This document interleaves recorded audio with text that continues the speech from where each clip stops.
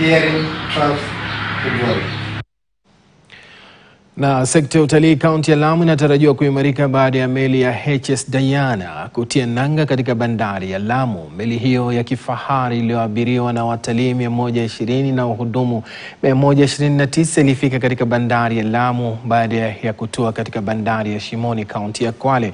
Ujio wa meli hiyo kunatarajiwa kuinua biashara kisiwani Lamu, huku watalii wakitarajiwa kununua bidhaa mbalimbali na kuzuru maeneo tofauti ya kihistoria ya mji huo wa Lamu.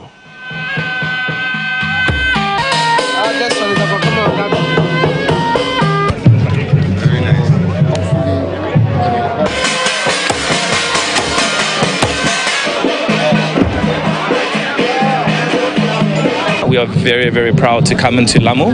You have a beautiful, beautiful town. The entrance is absolutely colorful, and we love the heritage. We love that you, one of the oldest Swahili settlement back in 1370, if I'm not mistaken. Very, very beautiful. Ukuzaji wa tourism unaanza kupika hapa na unazidi kuendelea kwa sababu ino meli sasa imekuwa ni schedule, Lamu ni schedule port yake. Furaha kubwa kwamba tumetembelewa na wageni kutoka bara la ulimwengu kuthibitisha kwamba Lamu ni amani.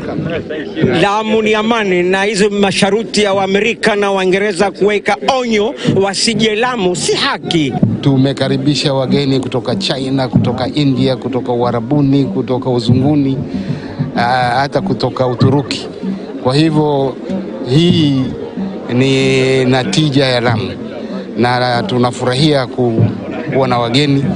Ninafurahia kwa wafanyaji biashara wenye mahoteli watafaidika kutokana na ziara hii. Na wafanyabiashara katika